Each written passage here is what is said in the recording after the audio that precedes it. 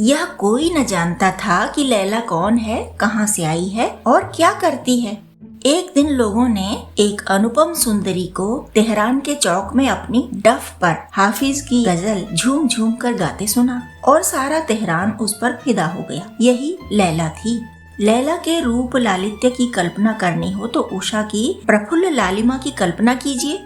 जब नील गगन स्वर्ण प्रकाश से रंजित हो जाता है। बहार की कल्पना कीजिए, उस बाग में रंग रंग के फूल खिलते हैं और बुलबुलें गाती हैं। लैला के स्वर लालित्य की कल्पना करनी हो तो उस घंटी की अनवरत ध्वनि की कल्पना कीजिए जो निशा की निस्तब्धता में ऊंटों की गर्दनों में बजती हुई सुनाई देती हैं, या उस बांसुरी की ध्वनि की जो मध्याह्न की आलस्यमयी शांति में किसी वृक्ष की छाया में लेटे हुए चरवाहे के मुख से निकलती है। जिस वक्त लैला मस्त होकर गाती थी उसके मुख पर एक स्वर्गीय आभा झलकने लगती थी। वह काव्य, संगीत, सौरभ और सुषमा की एक मनोहर प्रतिमा थी जिसके सामने छोटे और बड़े, अमीर और गरीब सभी के सिर झुक जाते थे, सभी मंत्रमुग्ध हो जाते थे।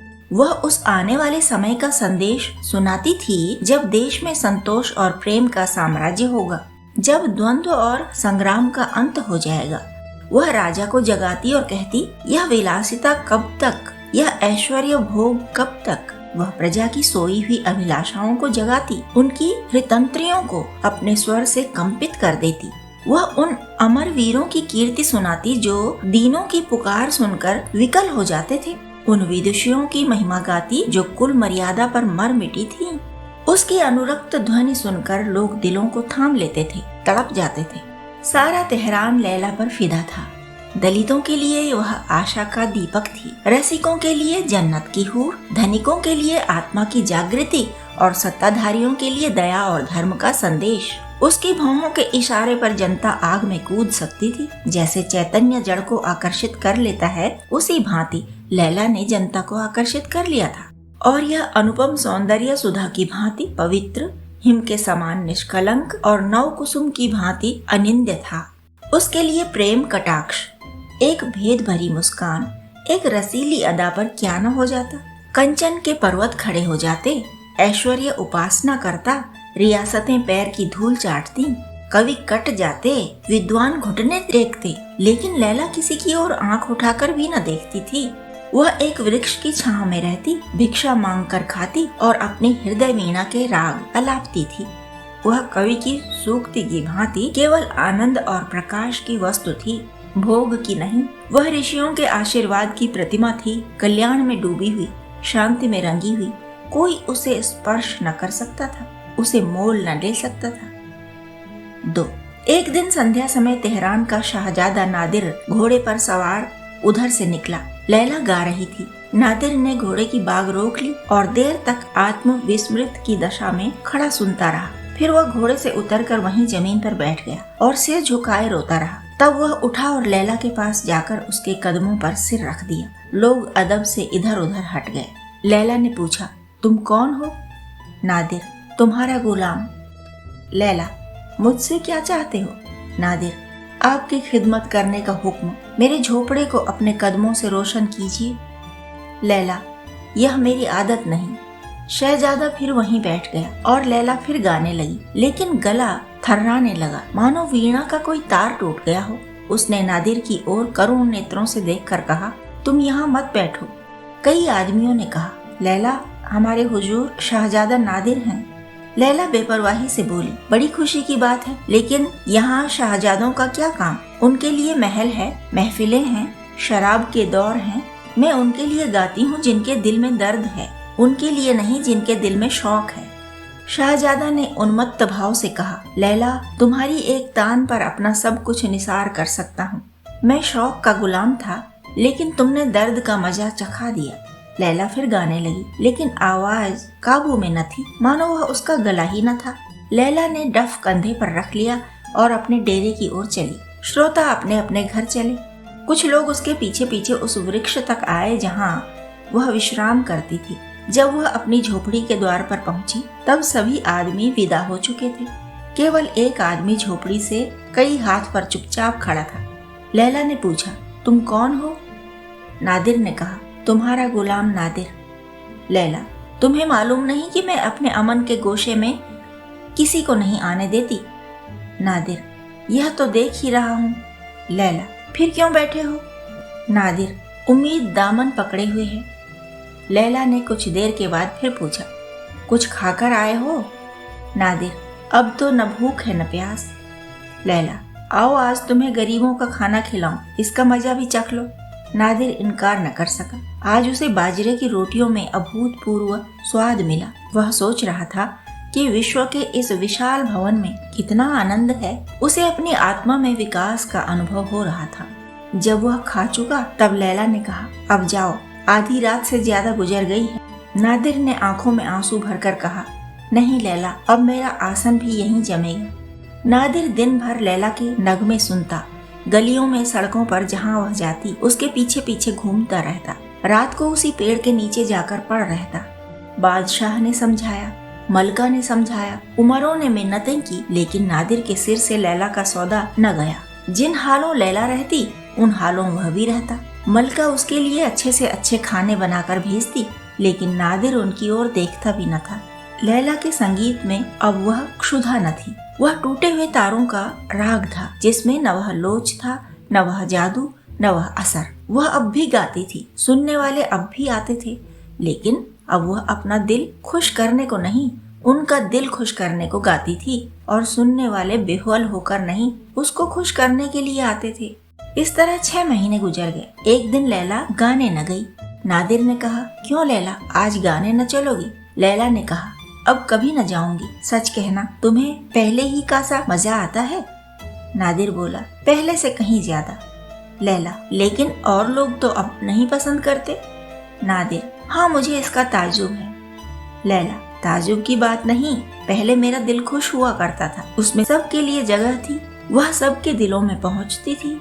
अब तुमने उसका दरवाजा बंद कर दिया, अब वहाँ सिर्फ तुम हो, इसीलिए उसकी आवाज तुम्ही को पसंद आती है। यह दिल अब तुम्हारे सिवा और किसी के काम का नहीं रहा। चलो, आज तक तुम मेरे गुलाम थे, आज से मैं तुम्हारी लौंडी होती हूँ। चलो, मैं तुम्हारे पीछे पीछे चलूंगी। आज से तुम मेरे मालिक हो। थोड़ी सी आग लेकर इस झोपड़े में लगा दो, इस डफ को उसी में जला दूंगी। 3. तेहरान में घर घर आनंदोत्सव हो रहा था। आज शाहजादा नादिर लैला को ब्याह कर लाया था। बहुत दिनों के बाद उसके दिल की मुराद पूरी हुई थी। सारा तेहरान शाहजादे पर जान देता था और उसकी खुशी में शरीक था। बादशाह ने तो अपनी तरफ से मुनादी करवा दी थी कि इस शुभ अवसर पर धन और समय का अपव्यय न किया जाए। केवल लोग मस्जिदों में जमा होकर खुदा से दुआ मांगे कि वर और वधू चिरंजीवी हों और सुख से रहें। लेकिन अपने प्यारे शाहजादे की शादी में धन और धन से अधिक मूल्यवान समय का मोह देखना किसी को गवारा न था। रईसों ने महफिलें सजाई, चिराग जलाए, बाजे बजवाए, गरीबों ने अपनी डफलियां संभाली और सड़कों पर घूम घूम कर उछलते कूदते फिरे। संध्या के समय शहर के सारे अमीर और रईस शाहजादे को बधाई देने के लिए दीवाने खास में जमा हुए। शाहजादा इत्रों से महकता, रत्नों से चमकता और मनोल्लास से खिलता हुआ आकर खड़ा हो गया। काजी ने अर्ज की, हुजूर पर खुदा की बरकत हो। हजारों आदमियों ने कहा, आमीन। शहर की ललनाएं भी लैला को मुबारकबाद देने आईं। लैला बिल्कुल सादे कपड़े पहने थी, आभूषणों का कहीं नाम न था। एक महिला ने कहा, आपका सुहाग सदा सलामत रहे। हजारों कंठों से ध्वनियां निकली, आमीन। 4. कई साल गुजर गए। नादिर अब बादशाह था और लैला उसकी मलका। ईरान का शासन इतने सुचारू रूप से कभी न हुआ था। दोनों ही प्रजा के हितैषी थे, दोनों ही उसे सुखी और संपन्न देखना चाहते थे। प्रेम ने वह सभी कठिनाइयां दूर कर दी जो लैला को पहले शंकित करती रहती थी। नादिर राज सत्ता का वकील था, लैला प्रजा सत्ता के, लेकिन व्यावहारिक रूप से उनमें कोई भेद न पड़ता था। कभी यह दब जाता, कभी वह हट जाती। उनका दाम्पत्य जीवन आदर्श था। नादिर लैला का रुख देखता था, लैला नादिर का। काम से अवकाश मिलता तो दोनों बैठकर गाते बजाते, कभी नदियों की सैर करते, कभी किसी वृक्ष की छांव में बैठे हुए हाफिज की गजलें पढ़ते और झूमते। न लैला में अब उतनी सादगी थी, न नादिर में अब उतना तकल्लुफ था। नादिर का लैला पर एकाधिपत्य था जो साधारण बात थी। जहाँ बादशाहों की महल सरा में बेगमों के मोहल्ले बसते थे, दर्जनों और कौड़ियों से उनकी गणना होती थी, वहाँ लैला अकेली थी। उन महलों में अब शफाखाने, मदरसे और पुस्तकालय थे। जहाँ महल सरों का वार्षिक व्यय करोड़ों तक पहुँचता था, वहाँ अब हजारों से आगे न बढ़ता था। शेष रुपए प्रजाहित के कामों में खर्च कर दिए जाते थे। यह सारी कतर-ब्योंत लैला ने की थी। बादशाह नादिर था, पर अख्तियार लैला के हाथों में था। सब कुछ था, किंतु प्रजा संतुष्ट न थी। उसका असंतोष दिन दिन बढ़ता जाता था। राज सत्तावादियों को भय था कि अगर यही हाल रहा तो बादशाहत के मिट जाने में संदेह नहीं।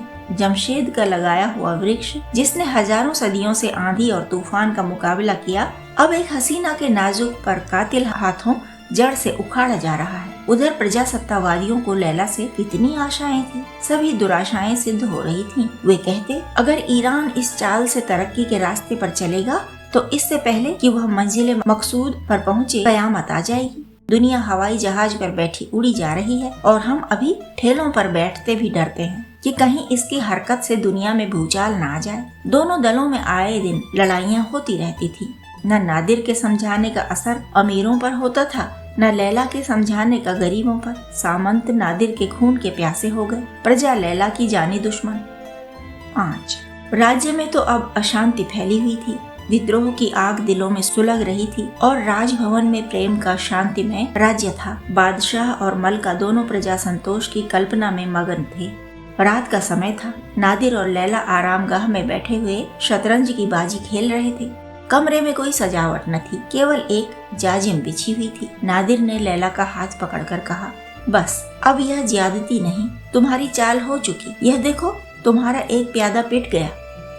लैला, अच्छा, यह शह आपके सारे पैदल रखे रह गए और बादशाह पर शह पड़ गई, इसी पर दावा था। नादिर, तुम्हारे हाथ हारने में जो मजा है वह जीतने में नहीं। लैला, अच्छा, तो गोया आप दिल खुश कर रहे हैं। शह बचाइए, नहीं दूसरी चाल में मात होती है। नादिर, अच्छा, अब संभल कर जाना। तुमने मेरे बादशाह की तौहीन की, एक बार मेरा फर्जी उठा तो तुम्हारे प्यादों का सफाया कर देगा। लैला, बसंत की भी खबर है, यह शह लाइए। फर्जी अब कहिए, अब की मैं न मानूंगी, कहे देती हूँ। आपको 2 बार छोड़ दिया, अब की हरगिज न छोड़ूंगी। नादिर, जब तक मेरा दिलराम घोड़ा है, बादशाह को कोई गम नहीं। लैला, अच्छा, यह शह लाइए अपने दिलराम को, कहिए अब तो मात हुई। नादिर, हाँ जाने मन, अब मात हो गई। जब मैं ही तुम्हारी अदाओं पर निसार हो गया, तब मेरा बादशाह कब बच सकता था। लैला, बातें न बनाइए, चुपके से इस फरमान पर दस्तखत कर दीजिए, जैसा आपने वादा किया था। यह कहकर लैला ने फरमान निकाला, जिसे उसने खुद अपने मोतिके से अक्षरों में लिखा था। इसमें अन्न का आयात कर घटाकर आधा कर दिया गया था। लैला प्रजा को भूली न थी, वह अब भी उनकी हित कामना में संलग्न रहती थी। नादिर ने इस शर्त पर फरमान पर दस्तखत करने का वचन दिया था कि लैला उसे शतरंज में 3 बार मात करे। वह सिद्धहस्त खिलाड़ी था, इसे लैला जानती थी, पर यह शतरंज की बाजी न थी, केवल विनोद था। नादिर ने मुस्कुराते हुए फरमान पर हस्ताक्षर कर दी। कलम के एक चिन्ह से प्रजा की 5 करोड़ वार्षिक कर से मुक्ति हो गई। लैला का मुख गर्व से आरक्त हो गया। जो काम वर्षों से आंदोलन से न हो सकता था, वह प्रेम कटाक्षों से कुछ ही दिनों में पूरा हो गया। यह सोचकर वह फूली न समाती थी कि जिस वक्त यह फरमान सरकारी पत्रों में प्रकाशित हो जाएगा और व्यवस्थापिका के लोगों को इसके दर्शन होंगे, उस वक्त प्रजावादियों को कितना आनंद होगा। लोग मेरा यश गाएंगे और मुझे आशीर्वाद देंगे। नादिर प्रेम मुग्ध होकर उसके चंद्रमुख की ओर देख रहा था और मानो उसका वश होता तो सौंदर्य की इस प्रतिमा को हृदय में बिठा लेता। 6 सहसा राजभवन के द्वार पर शोर मचने लगा। एक क्षण में मालूम हुआ कि जनता का टिड्डी दल अस्त्र शस्त्र से सुसज्जित राजद्वार पर खड़ा दीवारों को तोड़ने की कोशिश कर रहा है। प्रतिक्षण शोर बढ़ता जाता था और ऐसी आशंका होती थी कि क्रोधोन्मत्त जनता द्वारों को तोड़कर भीतर घुस जाएगी। फिर ऐसा मालूम हुआ कि कुछ लोग सीढ़ियां लगाकर दीवार पर चढ़े जा रहे हैं। लैला लज्जा और ग्लानि से सिर झुकाए खड़ी थी। उसके मुख से एक शब्द भी न निकलता था। क्या यही वह जनता है जिनके कष्टों की कथा कहते हुए उसकी वाणी उन्मत्त हो जाती थी? यही वह अशक्त, दलित, क्षुधा पीड़ित, अत्याचार की वेदना से तड़पती हुई जनता है जिस पर वह अपने को अर्पण कर चुकी थी? नादिर भी मौन खड़ा था, लेकिन लज्जा से नहीं, क्रोध से उसका मुख तमतमा उठा था। आंखों से चिंगारियां निकल रही थी। बार बार ओंठ चबाता और तलवार के कब्जे पर हाथ रखकर रह जाता था। वह बार बार लैला की ओर संतप्त नेत्रों से देखता था। जरा से इशारे की देर थी, उसका हुक्म पाते ही उसकी सेना इस विद्रोही दल को यूं भगा देगी जैसे आंधी पत्तों को उड़ा देती है। पर लैला से आंखें न मिलती थीं।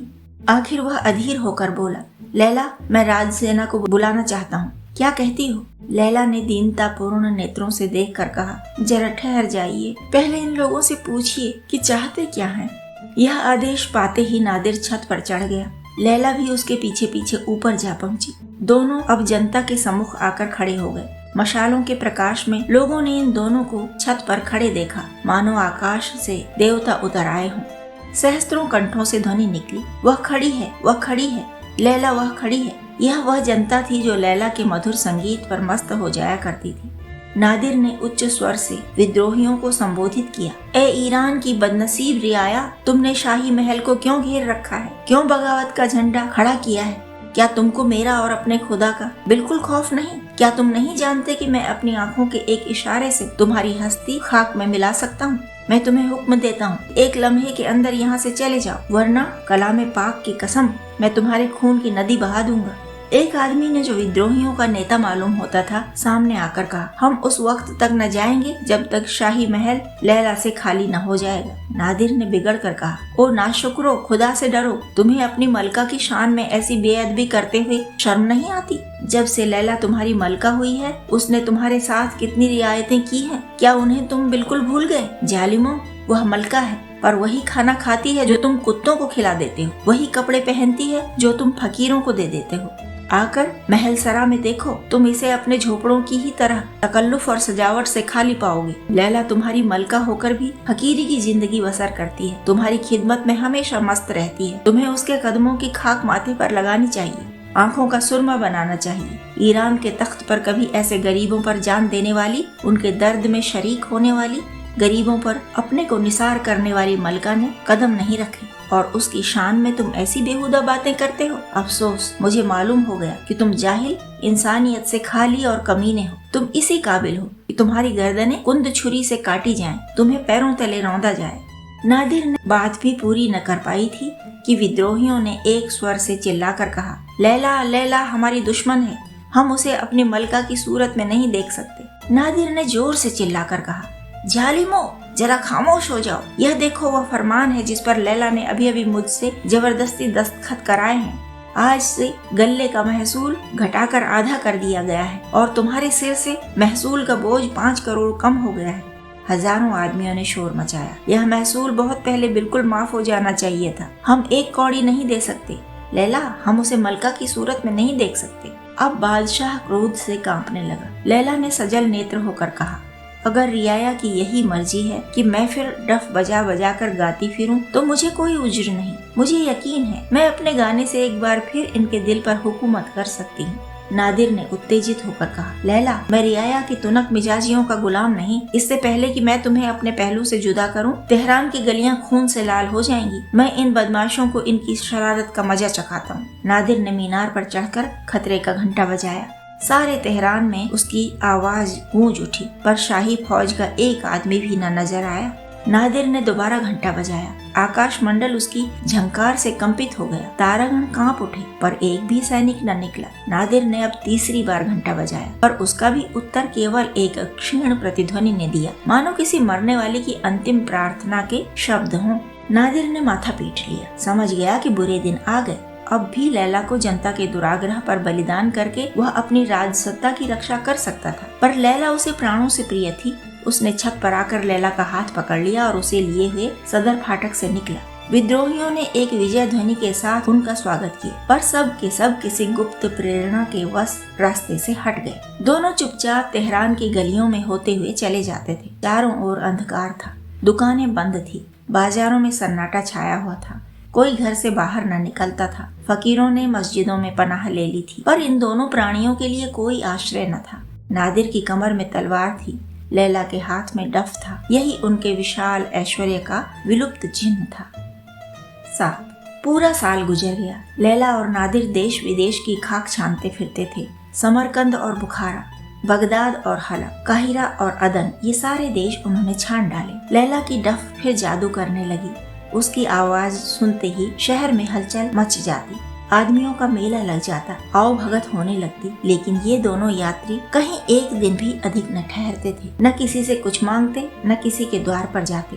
केवल रूखा सूखा भोजन कर लेते और कभी किसी वृक्ष के नीचे, कभी पर्वत की गुफा में और कभी सड़क के किनारे रात काट देते थे। संसार के कठोर व्यवहार ने उन्हें विरक्त कर दिया था। उसके प्रलोभन से कोसों दूर भागते थे। उन्हें अनुभव हो गया था कि यहाँ जिसके लिए प्राण अर्पण कर दो वही अपना शत्रु हो जाता है, जिसके साथ भलाई करो वही बुराई पर कमर बांधता है। यहाँ किसी से दिल न लगाना चाहिए। उनके पास बड़े बड़े रईसों के निमंत्रण आते।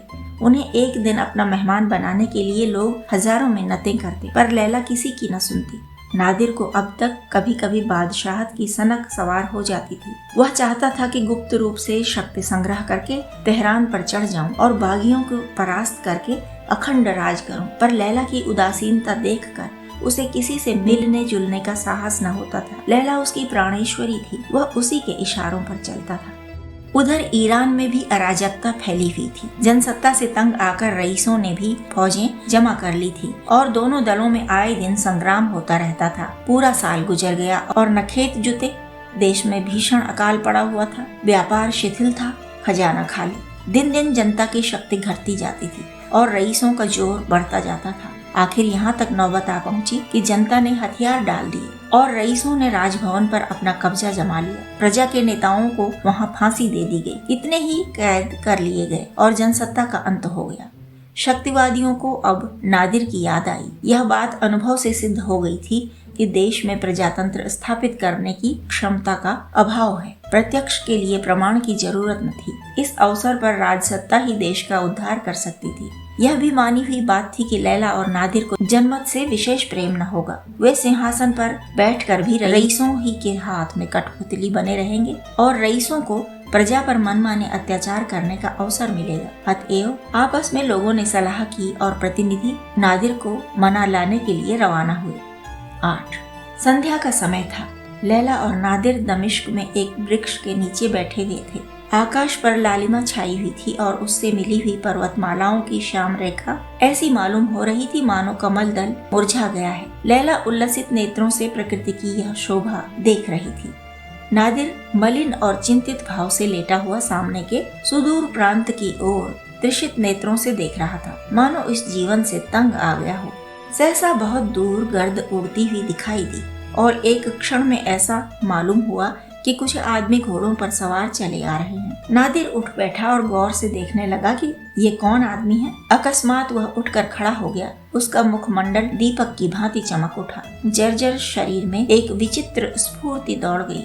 वह उत्सुकता से बोला, लैला, ये तो ईरान के आदमी हैं। कलाम पाक की कसम, ये ईरान के आदमी हैं। इनके लिबास से साफ जाहिर हो रहा है। लैला ने भी उन यात्रियों की ओर देखा और सचेत होकर बोली, अपनी तलवार संभाल लो, शायद उसकी जरूरत पड़े। नादिर, नहीं लैला, ईरान के लोग इतने कमीने नहीं हैं कि अपने बादशाह पर तलवार उठाएं। लैला, पहले मैं भी यही समझती थी। सवारों ने समीप आकर घोड़े रोक लिए और उतरकर बड़े अदब से नादिर को सलाम किया। नादिर बहुत जब्त करने पर भी अपने मनोवेग को न रोक सका। दौड़कर उनके गले से लिपट गया। वह अब बादशाह न था, ईरान का एक मुसाफिर था। बादशाहत मिट गई थी। यह ईरानियत रोम रोम में भरी हुई थी। तीनों आदमी इस समय ईरान के विधाता थे। इन्हें वह खूब पहचानता था। उनकी स्वामी भक्ति की वह कई बार परीक्षा ले चुका था। उन्हें लाकर अपने बोरिये पर बैठाना चाहा, लेकिन वे जमीन पर ही बैठे। उनकी दृष्टि से वह बोरिया उस समय सिंहासन था, जिस पर अपने स्वामी के सम्मुख वे कदम न रख सकते थे। बातें होने लगी। ईरान की दशा अत्यंत शोचनीय थी। लूटमार का बाजार गर्म था। न कोई व्यवस्था थी, न व्यवस्थापक। अगर यही दशा रही तो शायद बहुत जल्दी उसकी गर्दन में पराधीनता का जुआ पड़ जाए। देश अब नादिर को ढूंढ रहा था। उसके सिवा कोई दूसरा उस डूबते हुए बेड़े को पार नहीं लगा सकता था। इसी आशा से ये लोग उसके पास आए थे। नादिर ने विरक्त भाव से कहा, एक बार इज्जत ली, क्या अब की जान लेने की सोची है? मैं बड़े आराम से हूँ, आप मुझे दिक न करें। सरदारों ने आग्रह करना शुरू किया, हम हुजूर का दामन न छोड़ेंगे। यहाँ अपनी गर्दनों पर छुरी फेरकर हुजूर के कदमों पर जान दे देंगे। जिन बदमाशों ने आपको परेशान किया, अब उनका कहीं निशान भी न रहा। हम लोग उन्हें फिर कभी सिर न उठाने देंगे। सिर्फ हुजूर की आड़ चाहिए। नादिर ने बात काट कर कहा, साहबो, अगर आप मुझे इस इरादे से ईरान का बादशाह बनाना चाहते हैं तो माफ कीजिए। मैंने इस सफर में रियाया की हालत का गौर से मुलाहजा किया है और इस नतीजे पर पहुंचा हूं कि सभी उनकी हालत खराब है, वे रहम के काबिल हैं। ईरान में मुझे कभी ऐसे मौके न मिले थे। मैं रियाया को अपने दरबारियों की आंखों से देखता था। मुझसे आप लोग यह उम्मीद न रखें कि रियाया को लूट कर आपकी जेबें भरूंगा। यह अजाब अपनी गर्दन पर नहीं ले सकता। मैं इंसाफ का मीजान बराबर रखूंगा और इसी शर्त पर ईरान चल सकता हूँ। लैला ने मुस्कुराकर कहा, तुम रियाया का कसूर माफ कर सकते हो क्योंकि उसकी तुमसे कोई दुश्मनी न थी। उसके दांत तो मुझ पर थे, मैं उसे कैसे माफ कर सकती हूँ। नादिर ने गंभीर भाव से कहा, लैला, मुझे यकीन नहीं आता कि तुम्हारे मुंह से ऐसी बातें सुन रहा हूँ। लोगों ने समझा अभी इन्हें भड़काने की जरूरत ही क्या है, ईरान में चलकर देखा जाएगा। 2-4 मुखबिरों से रियाया के नाम पर ऐसे उपद्रव खड़े करा देंगे कि इनके सारे ख्याल पलट जाएंगे। एक सरदार ने अर्ज की, हुजूर यह क्या फरमाते हैं? क्या हम इतने नादान हैं कि हुजूर को इंसाफ के रास्ते से हटाना चाहेंगे? इंसाफ ही बादशाह का जौहर है और हमारी दिली आरजू है कि आपका इंसाफ नौशेरवां को भी शर्मिंदा कर दे। हमारी मंशा सिर्फ यह थी कि आइंदा से हम रियाया को कभी ऐसा मौका न देंगे कि वह हुजूर की शान में बेअदबी कर सके। हम अपनी जानें हुजूर पर निसार करने के लिए हाजिर रहेंगे। सहसा ऐसा मालूम हुआ कि सारी प्रकृति संगीत में हो गई है। पर्वत और वृक्ष, तारे और चांद, वायु और जल सभी एक स्वर से गाने लगे। चांदनी की निर्मल छटा में वायु के नीरव प्रवाह में संगीत की तरंगें उठने लगी। लैला अपना डफ बजा बजा कर गा रही थी। आज मालूम हुआ ध्वनि ही सृष्टि का मूल है। पर्वतों पर देवियां निकल निकल कर नाचने लगी। आकाश पर देवता नृत्य करने लगे। संगीत ने एक नया संसार रच डाला। उसी दिन से जबकि प्रजा ने राजभवन के द्वार पर उपद्रव मचाया था और लैला के निर्वासन पर आग्रह किया था, लैला के विचारों में क्रांति हो गई थी। जन्म से ही उसने जनता के साथ सहानुभूति करना सीखा था। वह राज कर्मचारियों को प्रजा पर अत्याचार करते देखती थी और उसका कोमल हृदय तड़प उठता था। तब धन, ऐश्वर्य, विलास से उसे घृणा होने लगती थी, जिसके कारण प्रजा को इतने कष्ट भोगने पड़ते हैं।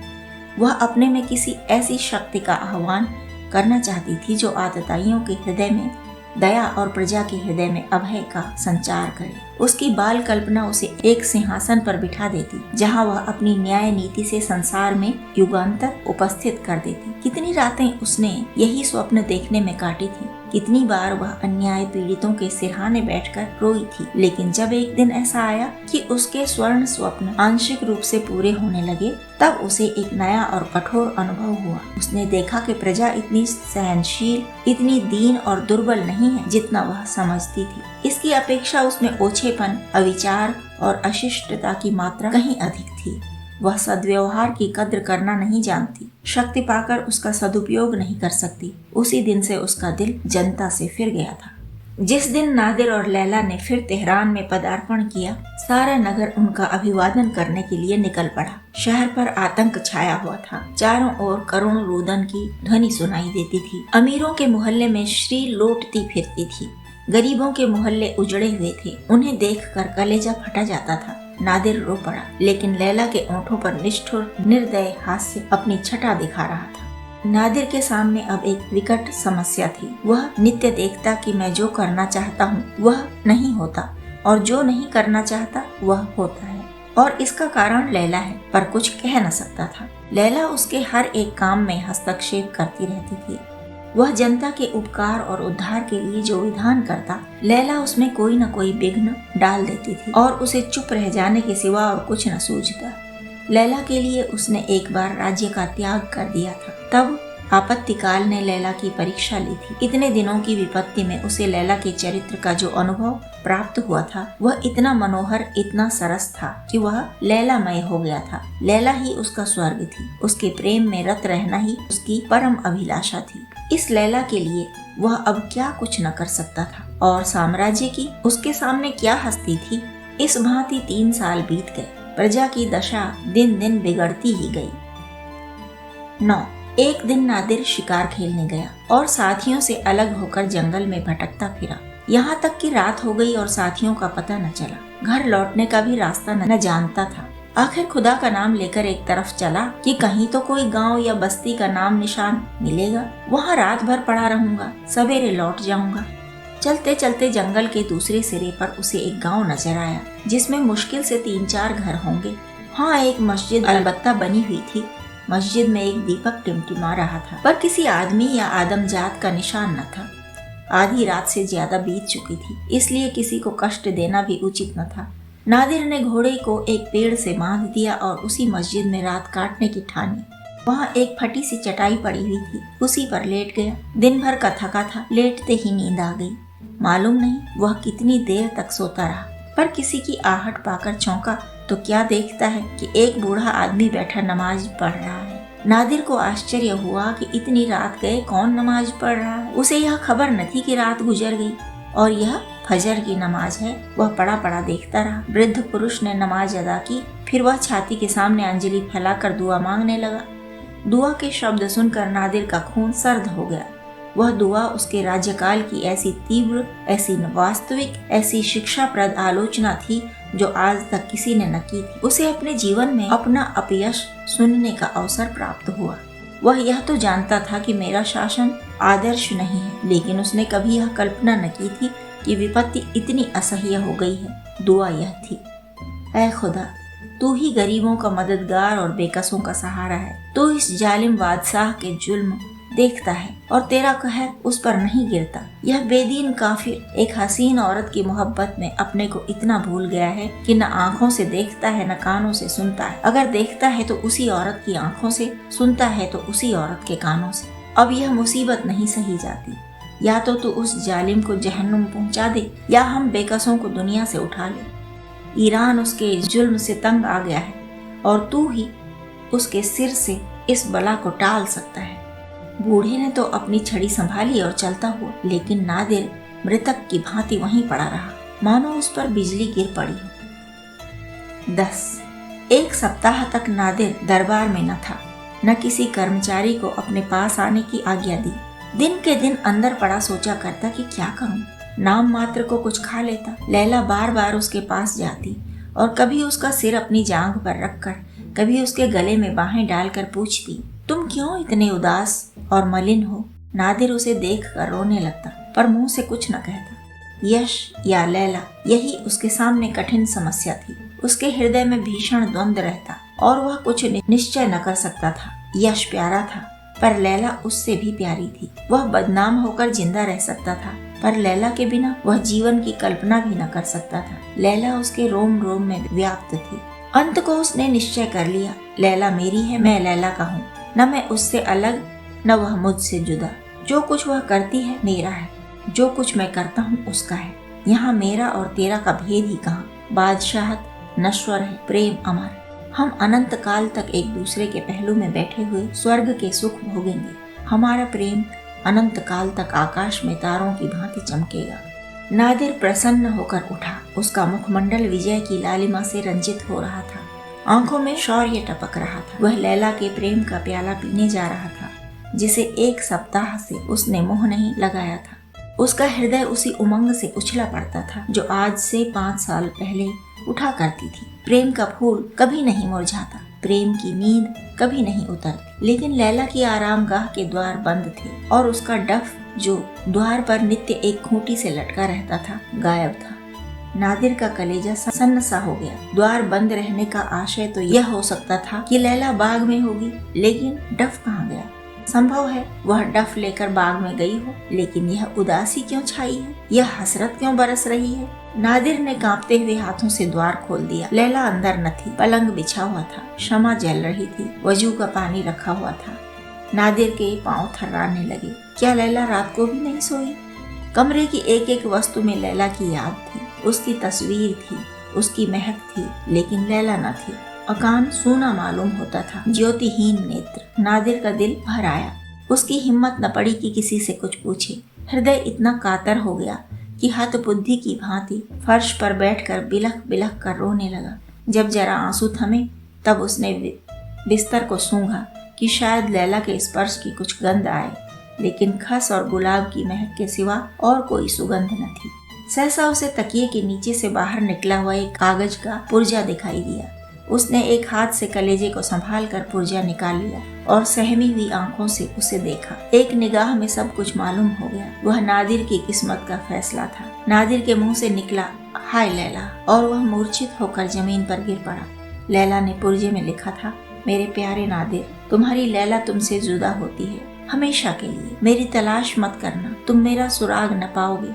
मैं तुम्हारी मोहब्बत की लौंडी थी, तुम्हारी बादशाहत की भूखी नहीं। आज 1 हफ्ते से देख रही हूँ, तुम्हारी निगाह फिरी हुई है। तुम मुझसे नहीं बोलते, मेरी तरफ आंख उठाकर नहीं देखते, मुझसे बेजार रहते हो। मैं किन किन अरमानों से तुम्हारे पास जाती हूँ और कितनी मायूस होकर लौटती हूँ, इसका तुम अंदाज नहीं कर सकते। मैंने इस सजा के लायक कोई काम नहीं किया। मैंने जो कुछ किया है तुम्हारी ही भलाई के ख्याल से। 1 हफ्ता मुझे रोते गुजर गया। मुझे मालूम हो रहा है कि अब मैं तुम्हारी नजरों से गिर गई, तुम्हारे दिल से निकाल दी गई।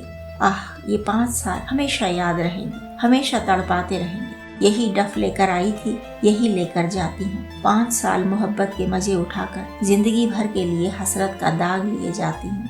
लैला मोहब्बत की लौंडी थी, जब मोहब्बत न रही तब लैला क्यों कर रहती रुखसत।